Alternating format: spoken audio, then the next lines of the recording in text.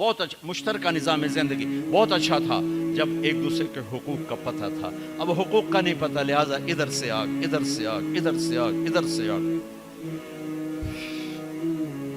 میں سر درد کا مریض ہوں، تھوڑی تھکاوٹ شروع ہو جاتا، فاقہ شروع ہو جاتا، تو میں روزے رکھنے کے لیے مری چلا جاتا ہوں کہ بھائی چلو کوئی ٹھنڈک، روزے کا لمبا ہونا اور ٹھنڈک شاید اس کو کچھ وہ بیلنس کر دیتا ہے، تو میں کچھ 3-4 روزے پھر بھی چھوٹ جاتے ہیں لیکن اکثر پورے ہو جاتے ہیں. تو بھربن میں وہاں ایک جگہ میں ٹھہرتا ہوں، تو عصر کے بعد میں تھوڑا بیان کرتا ہوں معاشرت پر.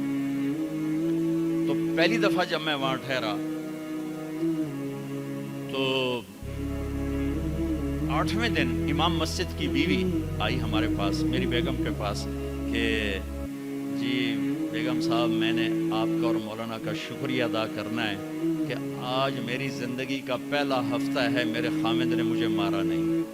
پہلا ہفتہ امام مسجد، امام مصلی پہ کھڑے ہونے پر آج پہلا زندگی کا ہفتہ ہے میرے خامد نے مجھے مارا نہیں، ورنہ میری ہر دوسرے دن پٹائی ہوتی تھی. اور 10ویں دن امام صاحب خود آ گئے کہ مولانا صاحب ہمیں پتہ ہی نہیں تھا زندگی کیسے گزار، ہمارے جو ماحول میں تھا ہم وہی کر رہے تھے. کہ میرے بہنوئی نے میری بہن کی ایک دفعہ ٹانگ توڑی، ایک دفعہ بازو توڑا، اور عالم دین ہے، عالم دین ہے. ہمیں کسی نے یہ بتایا نہیں تھا، ہم نے زندگی میں پہلی دفعہ یہ باتیں آپ کے منہ سے سنی کہ زندگی کیسے گزار. تو فرحان کی زندگی فتوے سے نہیں چلے گی کہ میں مفتی نعیم کا بیٹا ہوں، یہ تو حسن اخلاق سے چلے گی، میٹھے بول سے چلے گی. میرے نبی حضرت عائشہ کو لقمے بنا کے کھلاتے تھے، کوئی اظہار عشق تھا، اللہ کی قسم اظہار تعلیم تھا، تعلیم تھی. سکھایا کہ زندگی گزارنی کیسے. ان کو آٹا گوندھ کے دیتے تھے، چونکہ ابھی شروع میں ان کو آٹا گوندنا نہیں آتا تھا تو آٹا گوندھ کے دیتے تھے. اور عرب بڑی بڑی بوٹیاں پکاتے تھے تو حضرت عائشہ بوٹی اٹھا کے ایسے نوچتی اور پھر رکھ دیتی. تو اللہ کے نبی بوٹی اٹھا کر جہاں سے حضرت عائشہ نے نوچا ہوتا تھا وہاں سے نوچ نوچ کے دکھا کے کھاتے تھے. میرے رب کی قسم اظہار یہ ہمیں تعلیم دی ہے کہ زندگی کیسے گزار. پھر بڑے بڑے پیالے ہوتے تھے پانی پینے کے، چھوٹے گلاس نہیں، چھوٹا گلاس تو بخل کی نشانی، اب تو اور چھوٹے ہو گئے کہ کپ کو گلاس بنا دیا. میرے بچپن میں مجھے یاد ہے اتنا بڑا گلاس ہوتا تھا، اور ڈیرے میں جتنے مہمان ہوتے تھے، کچی سڑکیں ہوتی تھی، مہمان کوئی ہمارے رشتہ دار یا دوست نہیں، راہگیر مسافر ہوتے تھے، ہر مہمان کو دودھ پلایا جاتا تھا رات کو. کیونکہ جانور زیادہ ہوتے تھے تو ہمارا اکرام زیادہ سے زیادہ یہی ہوتا تھا، تو ہم سارے مہمانوں کو دودھ پلاتے تھے.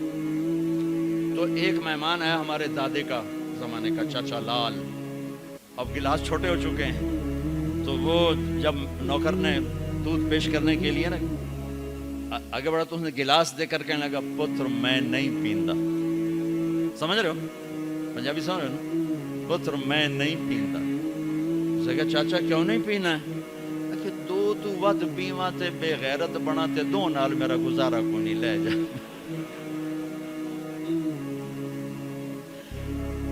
تو بخل کا زمانہ آ گیا، چھوٹی چھوٹی گلاسیں آ گئی. تو بڑے بڑے گلاس ہوتے تھے تو ہم عائشہ رضی اللہ پانی پی رہے ہیں، رکھ دیا.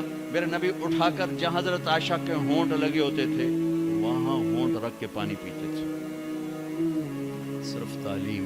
جس ہستی نے اللہ کو آنکھوں سے دیکھ لیا ہو اس کو کسی چیز کی رغبت ہو سکتی ہے؟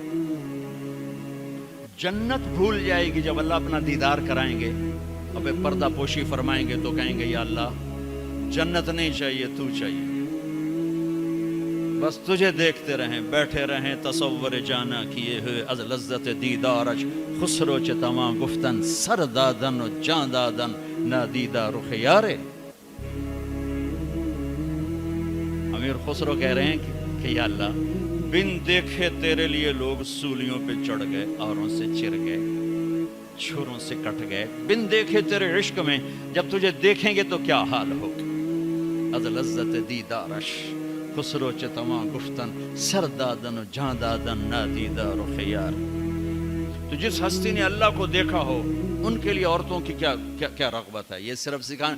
ایک حدیث سنا دے، ما تزوجت وما زوجت الا بوحی من السماء نزل به جبریل. لوگوں میں نے جہاں شادی کی، میں نے جہاں بیٹھی تھی، پہلے آسمان سے وحی آئی، پھر میں نے قدم اٹھائے. اللہ کی قسم ہمیں سکھانے کے لیے تھی، سکھانے کے لیے۔ ہاں سفر سے واپسی ہو رہی ہے، ٹھیک ہے، آپ نے صحابہ سے کہا چلو بھائی تیز ہو جاؤ، وہ سارے تیز ہو گئے، یہاں تک کے نظروں سے غائب ہو گئے، ٹھیک۔ تو اب کون رہ گئے؟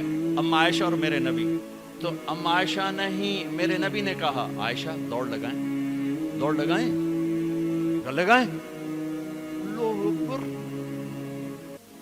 مفتی نعیم کا اتنا بڑا پیڑ یہ دوڑ لگائے گا بیگم کے ساتھ؟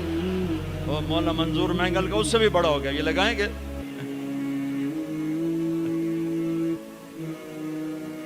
تو عائشہ دوڑ لگائیں، کہا جی لگائیں۔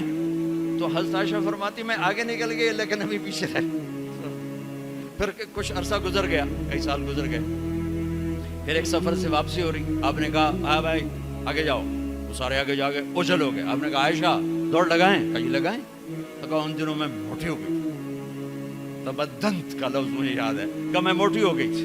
تو جب دوڑ لگائی تو اللہ کے نبی آگے نکل گئے، تو آپ نے کہا عائشہ ہذہ بتلک، اب تو میں برابر ہو گئی۔ اللہ کی قسم زندگی سمجھانے کے لیے۔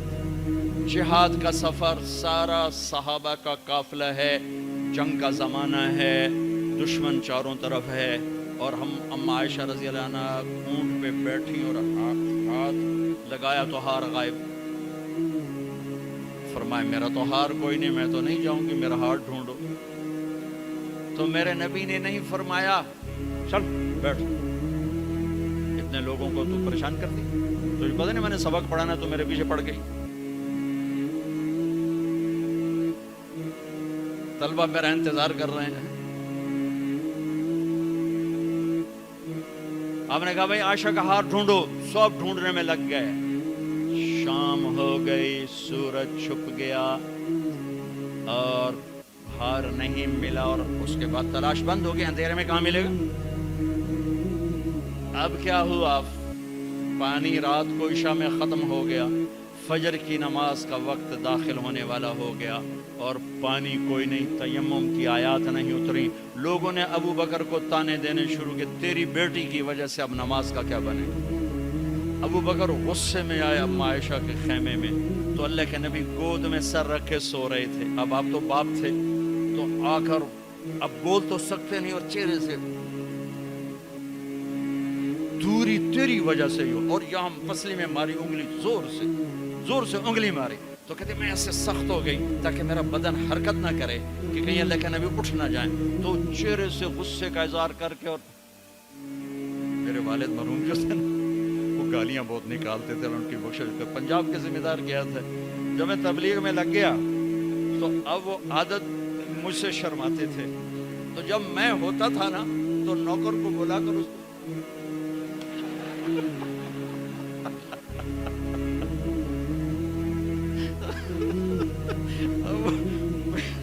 جوانی کی عادت بڑھاپے میں تو جا نہیں سکتی تھی، تو پھر وہ آہستہ آہستہ گالیاں نکال اپنا کوٹا پورا کر لیتے تھے۔ تو ابوبکر صدیق رضی اللہ عنہ میں کہ کہیں بھائی اللہ کا نبی اٹھ جاتا کرتے رہو، انگلی مارتے رہے۔ تو اللہ نے آیات تیمم اتاری، اس موقع پر تیمم کی آیات پہلی دفعہ 8000 سال میں یہ ہونے لگا ہے۔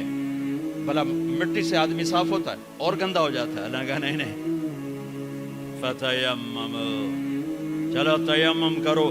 اب سارے صحابہ میں خوشی کی لہر، اور سعد بن عبادہ کہنے لگے اے آل ابو بکر، یہ پہلی تو نعمت نہیں ہے جو تمہارے گھرانے کے طفیل ہمیں ملی ہے، اس سے پہلے بھی بڑی نعمتیں تمہارے گھر کی طفیل ہمیں ملی ہیں۔ اللہ نے تیمم کی آیت اتار دی۔ میرے نبی نے قافلے کو نہیں چلایا، یہاں تک کہ حضرت عائشہ نے کہا اچھا یا رسول اللہ اب چلیں، ہار کو چھوڑیں۔ پھر میرے نبی چلے، اور جب اونٹنی کو اٹھایا تو ہار اس کے نیچے پڑا ہوا تھا، وہ سارا باہر ڈھونڈتے رہے، ہار نیچے چلا گیا تھا گر کر۔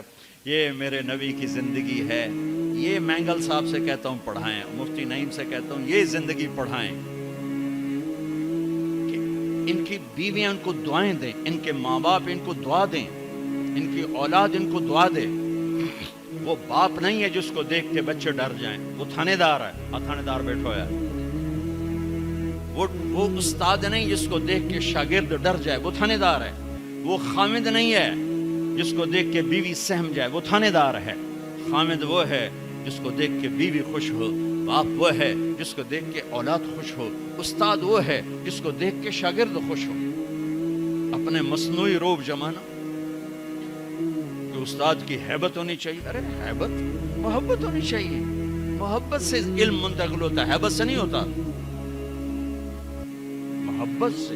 محبت سے جا کر فریکوینسی ملتی ہے، کال ملتی ہے اور پھر جذبات منتقل ہوتے ہیں۔ تم ہیبت بٹھانے کے چکر میں